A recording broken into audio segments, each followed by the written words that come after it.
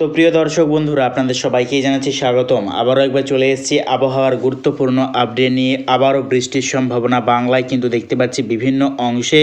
দেখতেই পাচ্ছি কিন্তু মধ্য ভারতের উত্তরের অংশ নিয়ে কিন্তু পশ্চিমী ঝঞ্ঝা প্রবেশ করবে বাংলার দিকেই।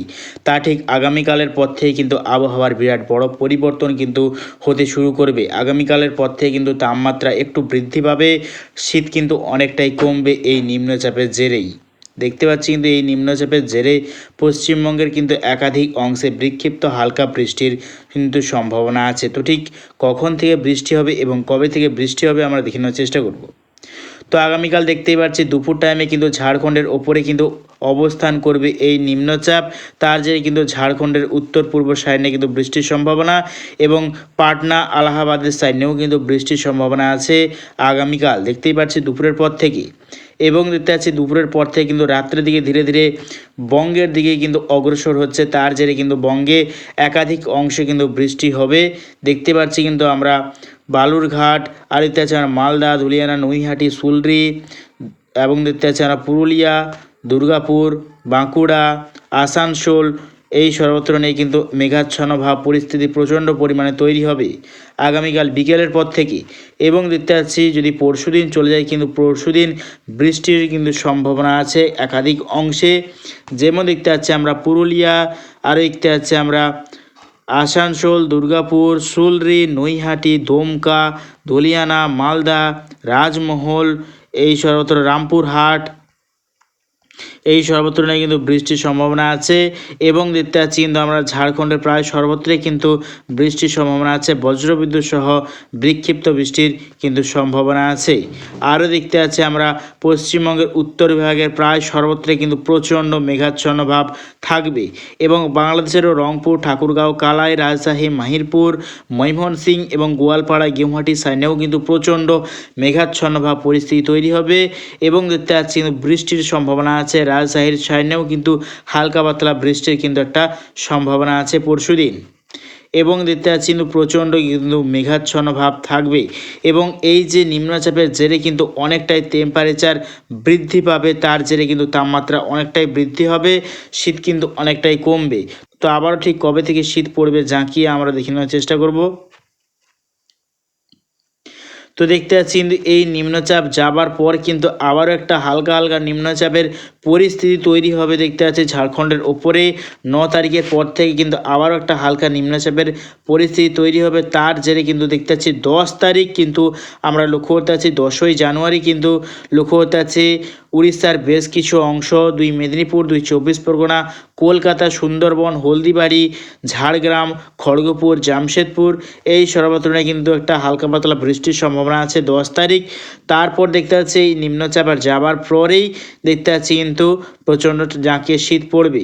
এবং দেখতে পাচ্ছি কিন্তু 11 তারিখে কিন্তু বৃষ্টির সম্ভাবনা আছে বাংলাদেশেরও দক্ষিণবঙ্গের বেশ কিছু অংশ, যেমন খুলনা, বরিশাল, আর দেখতে পাচ্ছি আমরা মাধুরীপুর, লোহাগাড়া, মতিরহাট এবং ফরিদগঞ্জ, খাগড়াছড়ি, চট্টগ্রাম, মহেশখালী, এই সর্বত্র নিয়ে কিন্তু বৃষ্টির সম্ভাবনা আছে 11ই জানুয়ারি।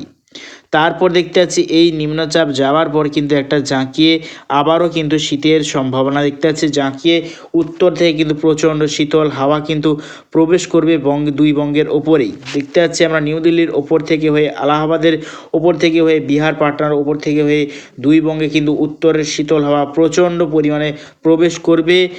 11 তারিখের পর থেকে কিন্তু আবারও জাঁকিয়ে শীত পড়বে দুই বঙ্গে, আবারও কিন্তু প্রচণ্ড শীত বাড়বে 11 তারিখের পর থেকে।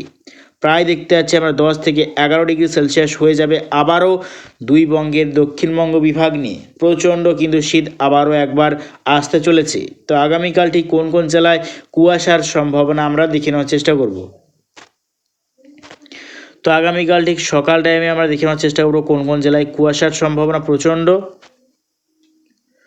তো দেখতে পাচ্ছি কিন্তু কুয়াশার সম্ভাবনা আছে সিলেট, ময়মনসিংহ, ত্রিপুরা, খুলনা, বরিশাল, ঢাকা, কুমিল্লা, আজওয়াল, শিলাচর, মিজোরাম, চট্টগ্রাম, খাগড়াছড়ি, মহেশখালী, টাকনাফ, আরও দেখতে পাচ্ছি আমরা মালদা, শিলিগুড়ি, আলিপুরদুয়ার, কোচবিহার, ধূপগুড়ি, গোয়ালপাড়া, গেউহাটি, এবং দেখতে পাচ্ছি আমরা মণিপুরের বেশ কিছু অংশ, পশ্চিমবঙ্গের কিন্তু দক্ষিণবঙ্গে সেরকমভাবে কোথাও কিন্তু ভালো মতো কুয়াশার সম্ভাবনা নেই।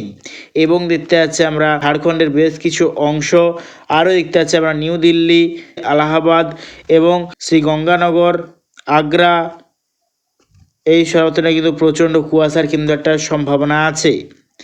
তো আগামীকাল দেখে নিয়েছি এই সর্বত্র কিন্তু কুয়াশার সম্ভাবনা, কিন্তু পশ্চিমবঙ্গে দক্ষিণবঙ্গে সেরকমভাবে কোনো কুয়াশার সতর্কতা নেই। তো প্রিয় দর্শক বন্ধুরা, আমরা দেখে নিয়েছি তো বঙ্গোপসাগরে কীরকম পরিস্থিতি থাকবে আগামী দিনে আমরা দেখে নেওয়ার চেষ্টা করব।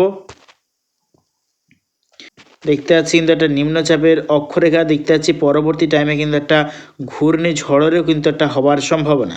আরও দেখতে পাচ্ছি আমরা দক্ষিণ ভারতের বেশ কিছু অংশে কিন্তু ভারী বৃষ্টির সম্ভাবনা আছে।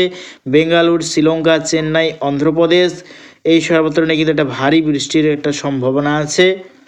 আরও দেখতে পাচ্ছি আমরা ঠিক যত লাস্ট আপডেটের দিকে যদি যাই দেখে নেওয়ার চেষ্টা করব।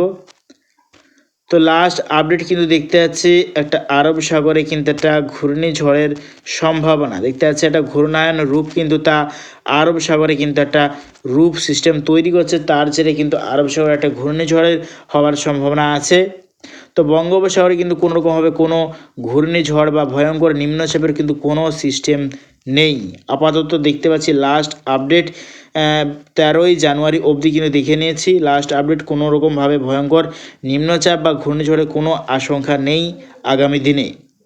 তো দেখতে পাচ্ছি কিন্তু আগামীকালের পর থেকে প্রায় 8 তারিখ অবধি কিন্তু মেঘাচ্ছন্ন ভাব থাকবে। তারপর দেখতে পাচ্ছি আমরা 10 তারিখ পশ্চিমবঙ্গ এবং বাংলাদেশের দক্ষিণবঙ্গ বিভাগ নিয়ে কিন্তু বৃষ্টি চলবে একাধিক অংশে। আরও দেখতে পাচ্ছি আমরা দার্জিলিং সাইনে কিন্তু বৃষ্টি হবে এবং বরফও পড়ার সম্ভাবনা বেশ কিছু অংশে থাকছে। তো প্রিয় দর্শক বন্ধুরা, ভিডিওটা আজ এটুকুটাই। তো ভিডিওটা যদি ভালো লাগে থাকে অবশ্যই একটা লাইক করবেন এবং অবশ্যই আমার চ্যানেলটাকে সাবস্ক্রাইব করবেন। তো আজ এটুকুটাই।